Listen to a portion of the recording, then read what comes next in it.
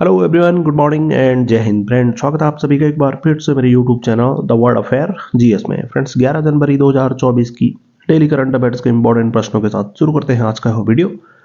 बने रहिए अंत तक दोस्तों। ये रहा पहला प्रश्न। दोस्तों, गुटनिरपेक्ष आंदोलन शिखर सम्मेलन के 19वें संस्करण का आयोजन 15 से 19 जनवरी 2024 को अफ्रीकी महाद्वीप के किस देश में किया जाएगा?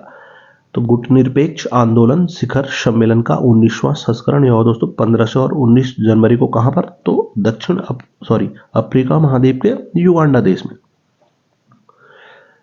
यानी अफ्रीका महाद्वीप में स्थित देश युगांडा, वहीं पर दोस्तों गुटनिरपेक्ष आंदोलन शिखर सम्मेलन के 19वें संस्करण का आयोजन 15 से और 19 जनवरी 2024 तक यह किया जाएगा। पहला गुटनिरपेक्ष आंदोलन शिखर सम्मेलन यह कब किया गया था? ध्यान 1961 में बेलग्रेड यूगोस्लाविया में। वहीं 18वां गुटनिरपेक्ष आंदोलन शिखर सम्मेलन यह कहां पर? तो यह बाकू अजरबैजान में किया गया। वहीं 19वां कहां पर किया जाएगा? तो ध्यान रहे युगांडा देश में।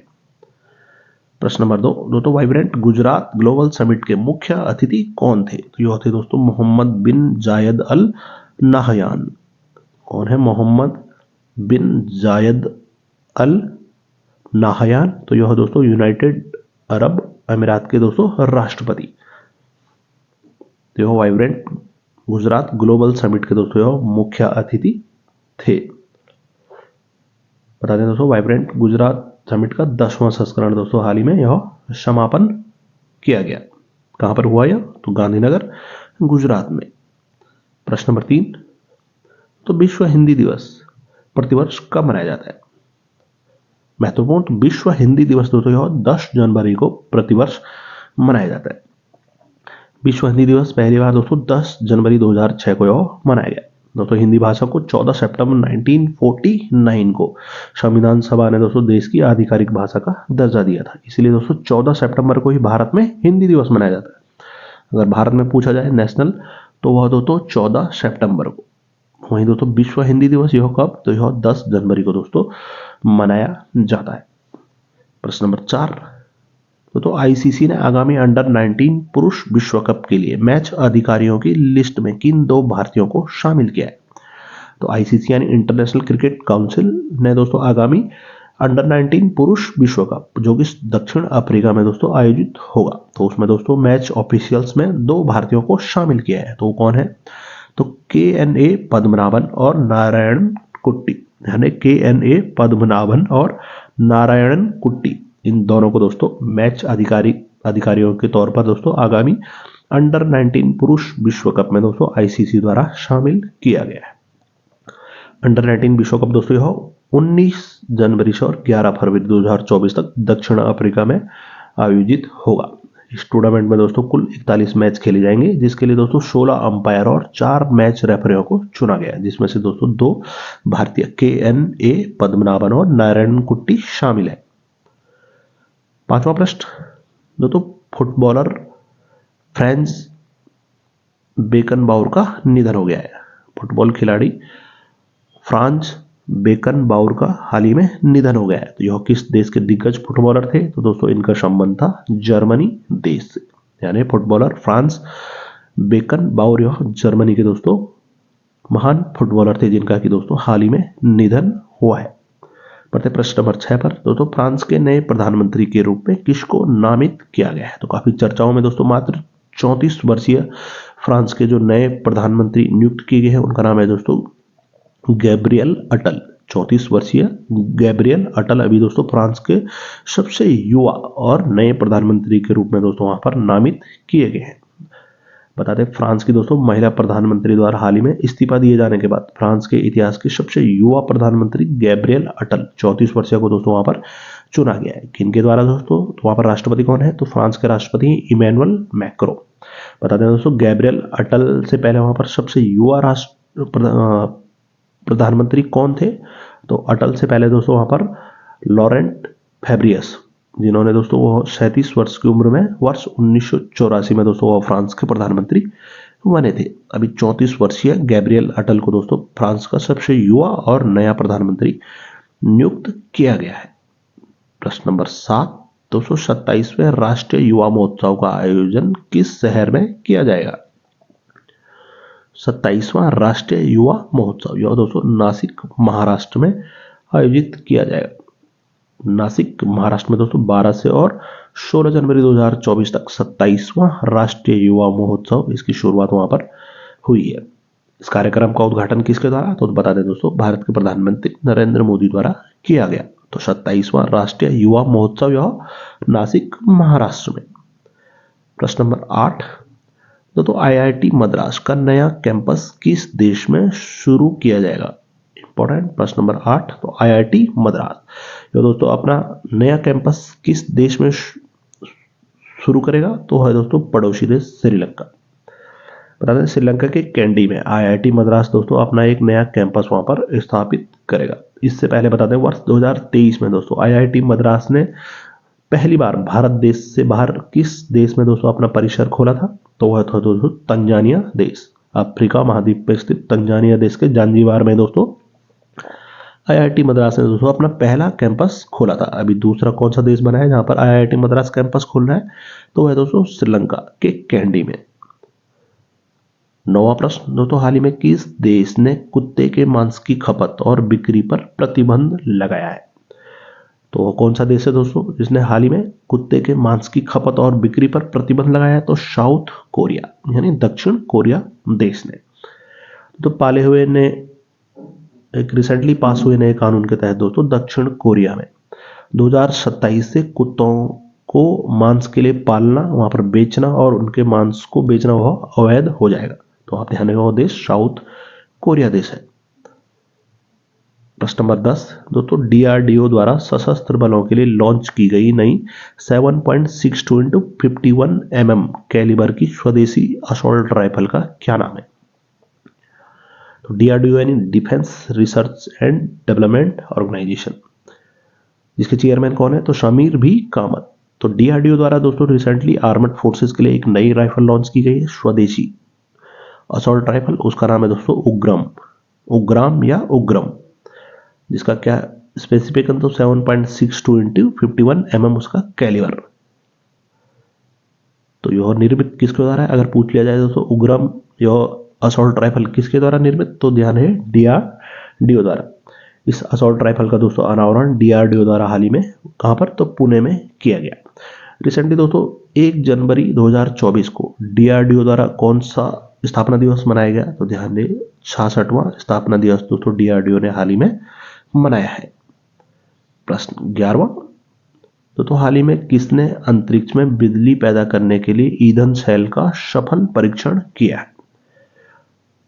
तो रिसेंटली अंतरिक्ष में बिजली पैदा करने के लिए ईंधन सेल का सफल परीक्षण यह ISRO Indian space research organisation द्वारा किया गया। प्रश्न 12वां, किसने रेलवे बोर्ड के सदस्य संचालन एवं व्यवसाय विकास के रूप में पद संभाला है? तो रेलवे बोर्ड के जो थे सदस्य संचालन एवं व्यवसाय विकास के रूप में अपना पद संभाला है, उनका नाम है सुश्री सीमा कुमार। यानी सुश्री सीमा कुमार ने दोस्तों रेलवे बोर्ड के सदस्य के रूप में दोस्तों संचालन एवं व्यवसाय विकास के रूप में अपना पद हाल ही में संभाला है। रिसेंटली रेलवे बोर्ड के सचिव कौन नियुक्त हुए हैं? तो उनका नाम है अरुणा नायर। वहीं रेलवे बोर्ड की सीईओ कौन है? तो जया वर्मा सिन्हा। प्रश्न 13वां, कौन से मंत्रालय कला उत्सव 2024 का आयोजन कर रहा है? तो कौन सा मंत्रालय कला उत्सव 2024? यह दोस्तों शिक्षा मंत्रालय और एनसीईआरटी यानी शिक्षा मंत्रालय और एनसीईआरटी की साझा पहल है, जिसके तहत कला उत्सव 2024 को दोस्तों आयोजन किया जा रहा है। एनसीईआरटी यानी national council of educational research and training, जिसके दोस्तों चेयरपर्सन कौन है एनसीईआरटी की? तो है दोस्तों प्रोफेसर दिनेश शकलानी। प्रश्न 14वां, दोस्तों मोदी एनर्जाइजिंग ए ग्रीन फ्यूचर पुस्तक के प्रकाशक कौन है? तो मोदी एनर्जाइजिंग ए ग्रीन फ्यूचर पुस्तक किसके द्वारा प्रकाशन की गई? तो यह दोस्तों पेंटागन प्रेस द्वारा। इस पुस्तक का विमोचन रिसेंटली दोस्तों यूनियन मिनिस्टर भूपेंद्र यादव द्वारा किया गया। यह पुस्तक दोस्तों पेंटागन प्रेस द्वारा doctor Shyama Prasad Mukherjee research foundation के सहयोग से प्रकाशित की गई। तो पुस्तक ध्यान रहे नाम, मोदी एनर्जाइजिंग अ ग्रीन फ्यूचर, यह पेंटागन प्रेस द्वारा दोस्तों प्रकाशित की गई। रिसेंटली दोस्तों चर्चाओं में रही पुस्तक 4 स्टार ऑफ डेस्टिनी, यह पुस्तक किसके द्वारा लिखी गई है? तो वह है दोस्तों भारतीय सेना के पूर्व प्रमुख जनरल MM नरवाने, यानी पुस्तक का नाम 4 स्टार ऑफ डेस्टिनी। प्रश्न नंबर 15, 15वां प्रश्न दोस्तों, हाल ही में इस साल कितने सांसदों को संसद रत्न पुरस्कार के लिए चुना गया है? तो साल 2024 में कितने सांसदों को संसद रत्न पुरस्कार के लिए? तो 5 सांसदों को दोस्तों संसद रत्न पुरस्कारों के लिए इस वर्ष के लिए चुना गया है। इस साल 5 लोकसभा सांसदों को दोस्तों सांसद रत्न सम्मान दिया जाएगा। इन पुरस्कारों की दोस्तों शुरुआत भारत के पूर्व राष्ट्रपति डॉक्टर APJ अब्दुल कलाम की सलाह पर किया गया। कानून मंत्री दोस्तों अर्जुन मेघवाल के नेतृत्व में दोस्तों बनी जूरी ने इस वर्ष के लिए 5 सांसदों को सांसद रत्न के लिए चुना है, यानी 5 सांसदों को। प्रश्न 16, पेरेग्रीन 1 किस देश का पहला निजी चंद्र लैंडर है जिसे 51 सालों बाद लॉन्च किया गया था? तो पेरेग्रीन 1 यह अमेरिका देश का दोस्तों पहला निजी चंद्र लैंडर था जिसको 51 सालों बाद दोस्तों हाल ही में लॉन्च किया गया। इसे दोस्तों अमेरिका की एक निजी कंपनी किसके द्वारा? तो यूनाइटेड ने 8 जनवरी को लॉन्च किया। कहां पर से? तो फ्लोरिडा स्पेस सेंटर से। प्रश्न नंबर 17, 17वां प्रश्न दोस्तों, जुलाई 2023 में आई बाढ़ से तेलंगाना के किस जिले में प्राचीन कलाकृतियों का खुलासा किया गया है? तो जुलाई 2023 में आई बाढ़ के बाद तेलंगाना के किस जिले में दोस्तों प्राचीन कलाकृतियों का वहां पर खुलासा किया गया है? तो वह है दोस्तों मुलुगु जिला। तेलंगाना स्थित मुलुगु जिला में दोस्तों वहां पर प्राचीन कलाकृतियां मिली है।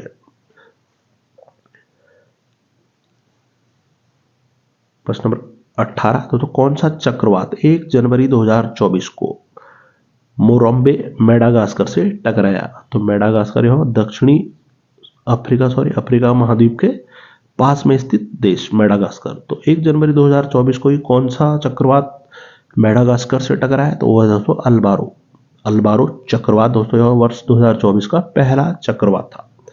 बता दें मेडागास्कर जो कि अफ्रीका महाद्वीप के पास स्थित एक देश है, वर्ष 2024 का पहला चक्रवात जिसका नाम अल्बारो।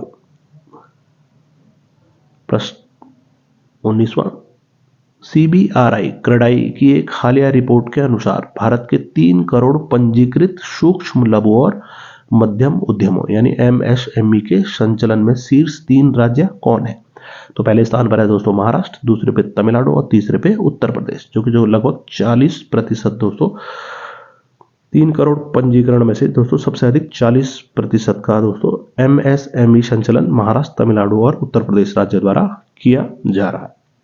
MSME क्या है? तो मीडियम स्मॉल माइक्रो एंटरप्राइजेस, जिसमें महाराष्ट्र पहले स्थान पर, तमिलनाडु दूसरे स्थान पर और उत्तर प्रदेश में सबसे अधिक दोस्तों तीसरे स्थान पर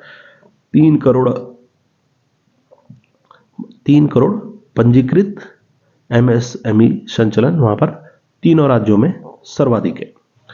प्रश्न 20 और आज का अंतिम प्रश्न दोस्तों, 11 जनवरी 2024 को भारत के दूसरे प्रधानमंत्री लाल बहादुर शास्त्री की कौन सी पुण्यतिथि मनाएगी? तो भारत के दूसरे प्रधानमंत्री कौन थे? तो श्री लाल बहादुर शास्त्री। उनकी दोस्तों 11 जनवरी 2024 को कौन सी पुण्यतिथि? तो 58वीं पुण्यतिथि मनाएगी।